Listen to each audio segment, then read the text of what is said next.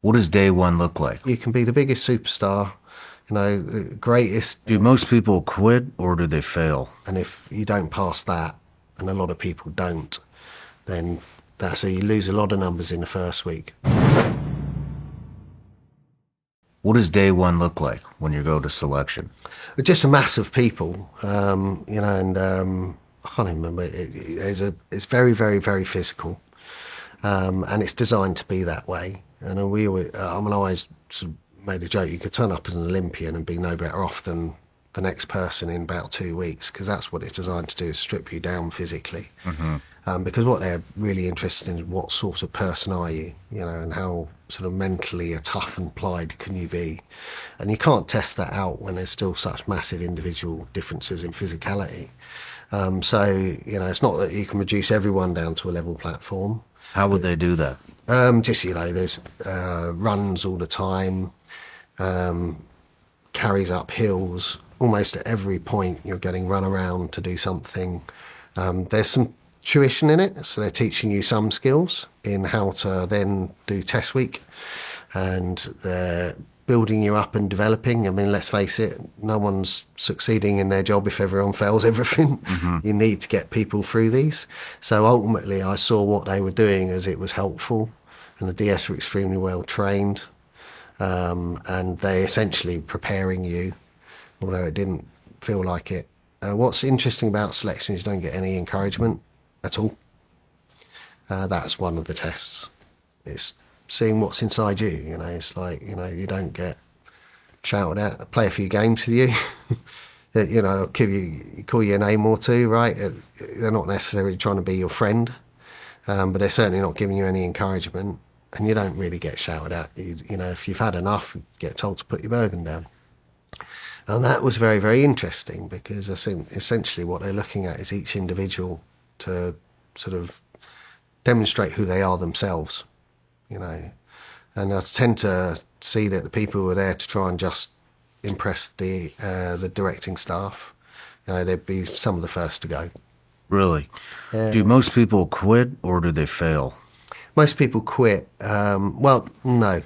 In the first part, which is all physical, it's hills and tests over marches, test marches with weight. People fail mostly at that point, so that's the big reduction in numbers. But when you go into the jungle, that's when more people will fail themselves by withdrawing. When you go into the jungle? Yes. So this isn't just a selection that takes place in UK. No, so you bounce, only what that part is, we go into the jungle for a considerable period of time, and that's from the history of the unit having served in the jungle in Malaya and seeing some of the challenges of that environment. So they look at you in the jungle, and the jungle is a real great arbiter, right? You get these people who make a very good play of who they are, and the jungle exposes you straight away. It's a very, very tough environment to be in. Where do you go? Over by Malaysia. So it's all over in the Malaya area. So is selection broken up into phases?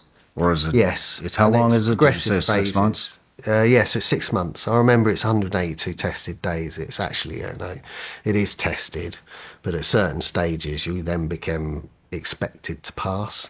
But essentially you've got your physical part, which is your hills phase. You've got your jungle part, which is when they start being interested in who you are.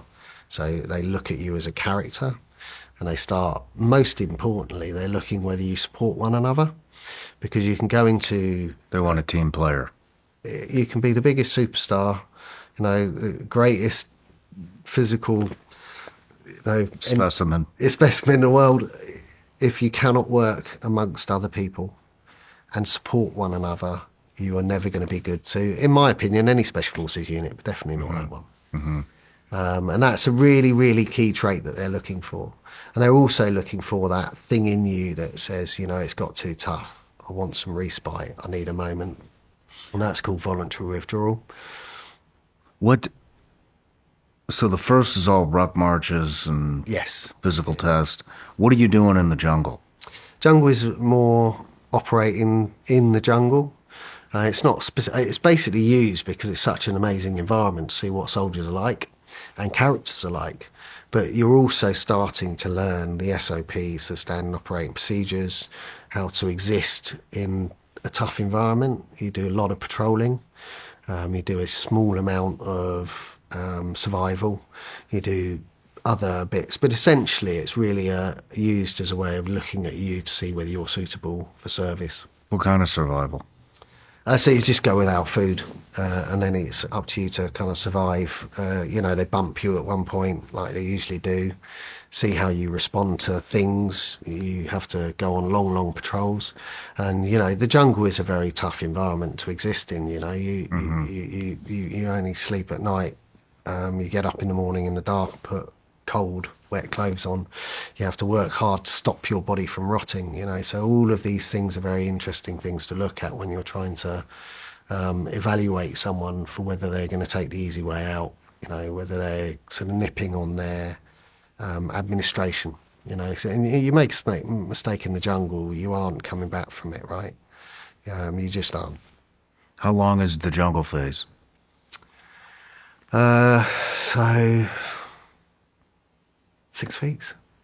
6 weeks. No, but not all of that's in jungle. Some of it is preparation. I'm sure it's 6 weeks. Something like 6 weeks. Close to 6 weeks. Yeah. How long do you go without food? Not long there. Just I think it's just a kind of introduction to. Because I haven't had the chance to train you at this point. I haven't had a chance to. Oh, so this is like light instruction, like very little Yeah, instruction. so most of all, they're looking at you. Okay. Learn enough to be quite basic in the jungle, patrol, set up your camps, whatever you do. They're really just looking Observing. at you. Yeah. And ranges in the jungle are extremely tough. The environment is really kind of quite oppressive. You can't see far. Again, you have to rely on a lot of your instincts to tell you what's going on. It's very noisy, can be very wet. Everything's trying to eat you, and it's all really small. And it can be very, very uncomfortable. If you take shortcuts on your administration, you'll quickly become ill. Your body will start having problems and rotting. So all of these things they can just allow to happen. You do some really, really tough physical tests. It's very, very humid. The hills there are very, very steep. So you do some very, very tough physical tests, and they're looking for that moment. Looking for that moment. You say, look, I'm done. I'm done, or and the vast majority of people who say that, they've kind of changed their mind quite soon after. But that's what they're looking for. Where do you go after jungle phase? So they do a review of everyone, and then they pass or fail you afterwards, the ones that have done. And you go and do a series of different courses, sort of tuition courses. So you cover stuff like signals, I think. I might be getting the order mixed up here, but you do your skills and you learn various things. But the significant phases, then you start going into mastering basic OP. So living close with people in holes and mastering some sort of elementary elements of surveillance and reconnaissance. Then you I think do some parachuting for the ones who are not. So for us, I was a trained paratrooper already, so I didn't have to do the basic part. Just had to convert onto different parachutes.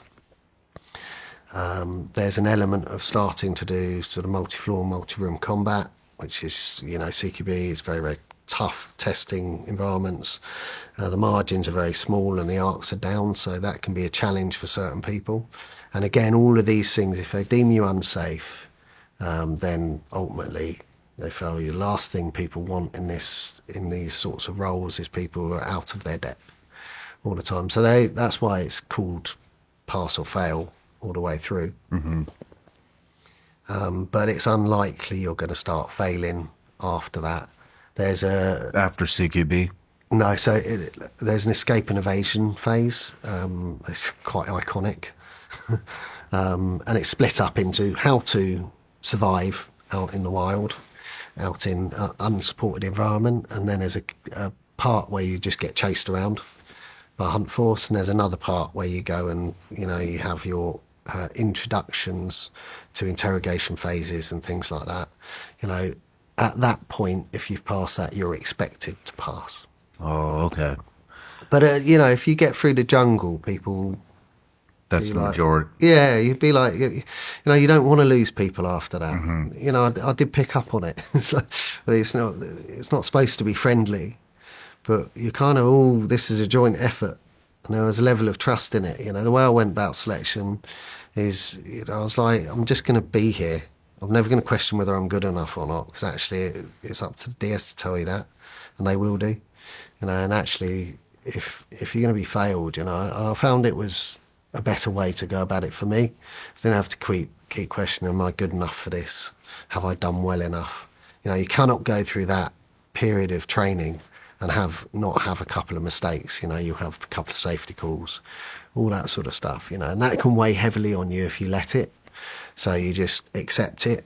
It's moved on. Do you know what? It's your decision. You know, at the end of the day, you know, you're either going to get carried off because you're injured, or you're going to get failed because you're not good enough. Mm-hmm. And that was a good enough sort of stage for me, you know. And essentially, you know, it's not comfortable. It's not meant to be comfortable. And parts of it are enjoyable, but only very, very small parts. How many people disappeared from the start until after jungle phase? How many people disappeared? So if I remember rightly, I think after the jungle, we're down to roughly about 36. Oh shit! I don't know why So 36 almost sticks everybody. out. Yeah. So, but the main loss of numbers is on the physical phase Gotcha. at the start. You know, and they I don't think selection's changed much. You know, it's a tried and tested pathway, and it prepares people very well. But they may have adjusted certain parts of it now, and the way they do it. But essentially, you know, there's a test at the end of the first week, and if you don't pass that, and a lot of people don't, then so you lose a lot of numbers in the first week and down. But you know, it's pointless staying on the course if you're never going to make it to the end, right? It's better to sort everyone out quite early, look at things. And I don't know why 36 stands in my head, but it does. I'm pretty sure it's 36 by the end of that phase, and then we only lost, I think, another 10. Wow. I think so. And they're So down split. from about roughly 240 people to 26 by the end. I think so, yeah. And they were split between the two units, you know, SAS and SB. How do you know? Well, we'll get there. So what happens when you pass everything? No matter where you're watching Sean Ryan Show from, if you get anything out of this, please like, comment, subscribe, and most importantly, share this everywhere you possibly can. And if you're feeling extra generous, please leave us a review on Apple and Spotify podcasts.